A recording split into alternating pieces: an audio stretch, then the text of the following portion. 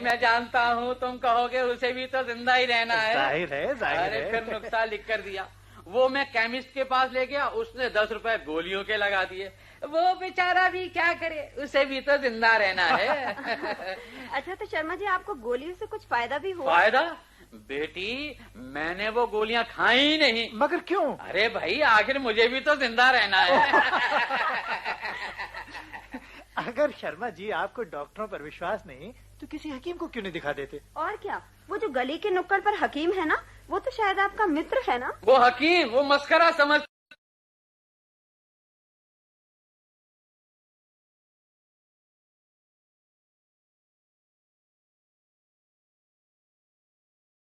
मुझे कोई बीमारी ही नहीं है, सिर्फ वहम है। अच्छा? हाँ अरे बेटी एक दिन आंखों के आगे अंधेरा अंधेरा सा रहता है, कानों में साए साए की आवाज आती है। सीरियस? भूख अच्छी तरह नहीं लगती, दिल धक धक धक धक धक धक धक करता है, हाथ कभी कभी कांपने लगते हैं, घुटने में दर्द रहता है। अभी मैं यहीं तक पहुंचा था कि उसने मुझे रोक लिया और जानती हो क्या कहने लगा? क्या कहा? कहने लगा शर्मा मेरे दवाखाने की तमाम दवाइयां बाल्टी में डालकर पी जाओ, आराम आ जाएगा। अब तुम्ही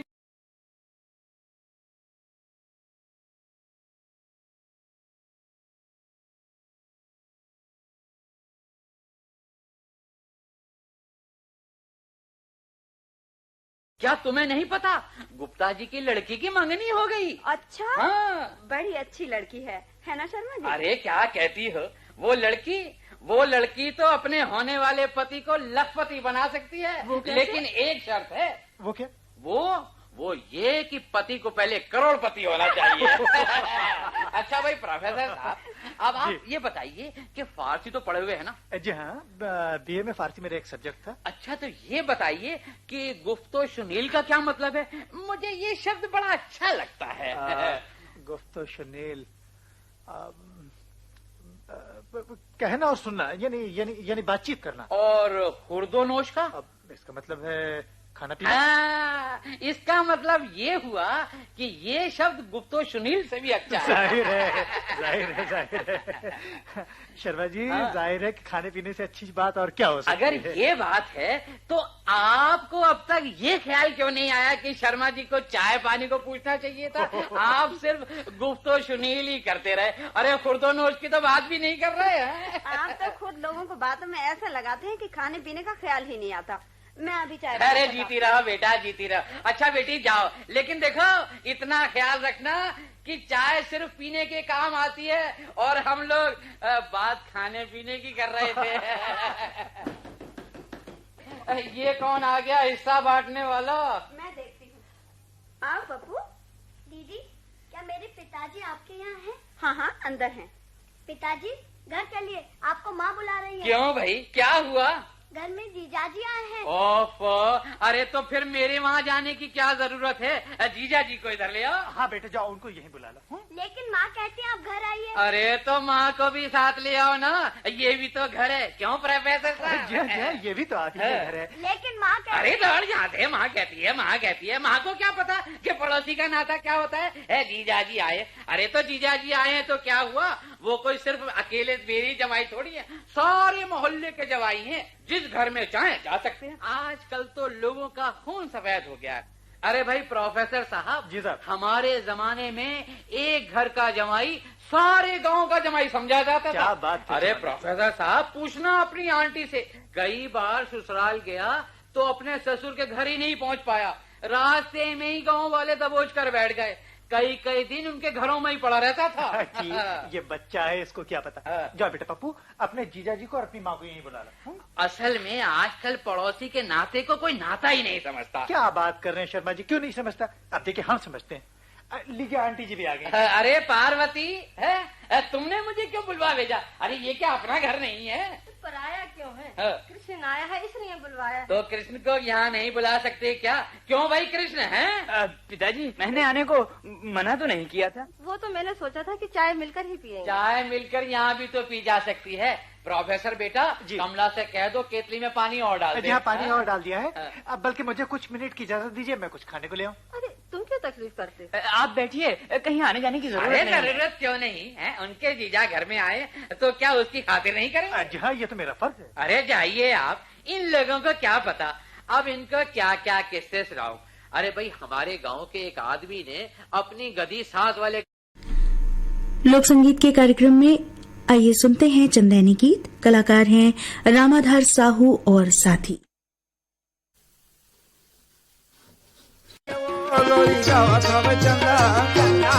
हमारा घुमार घर के सेमी मड़वा में जावे, ये जे घूमर बजावे, दाई खोला सुनाते, मोरा उठे उठे बेटा।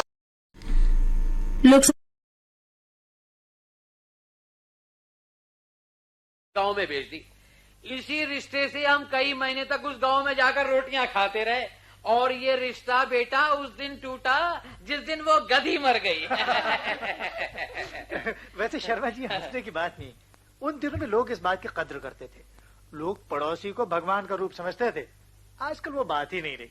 माँ, मुझे पानी पीना है। अरे भाई, माँ से कहने की क्या जरूरत है, हैं? फ्रिज खोलो और पी लो। तुम लोग इसे अपना घर ही नहीं समझते, हैं? हाँ पापा, पियो पियो।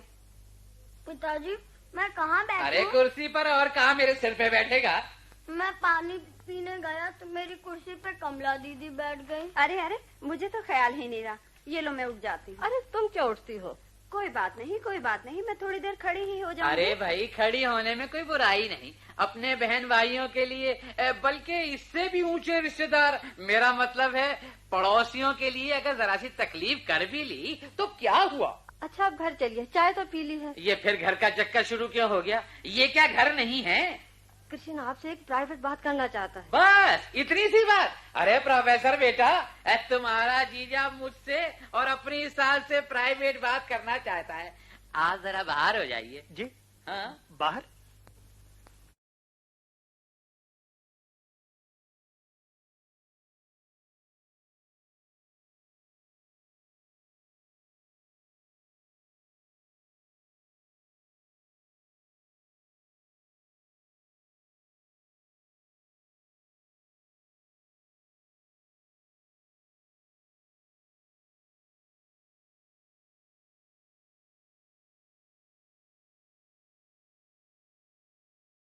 इसलिए कि हमारा उनका एक बहुत ही गहरा नाता है, पड़ोसी का नाता। अरे भाई प्रोफेसर हैं? अरे हमारी बातें तो खत्म हो गई बेटा। जी शर्मा जी। अरे बेटा, अब तुम्हें क्या बताएं, ये जो तुम्हारा जीजा है ना, अब ये 3-4 दिन यहीं रहेगा। तुम जानो हमारे घर में तो जगह है नहीं, तुम्हारे यहाँ ही टिक जाएगा है। अरे बेटा, लेकिन सुनो, हाँ? हमारे पास कौन सी लंबी चौड़ी जगह है? अब निभाओ ना, यही तो है पड़ोसी को नाता। अरे जियो बेटा, प्रोफेसर जियो। क्या निभाया है तुमने पड़ोसी का नाता। जी हाँ, पड़ोसी।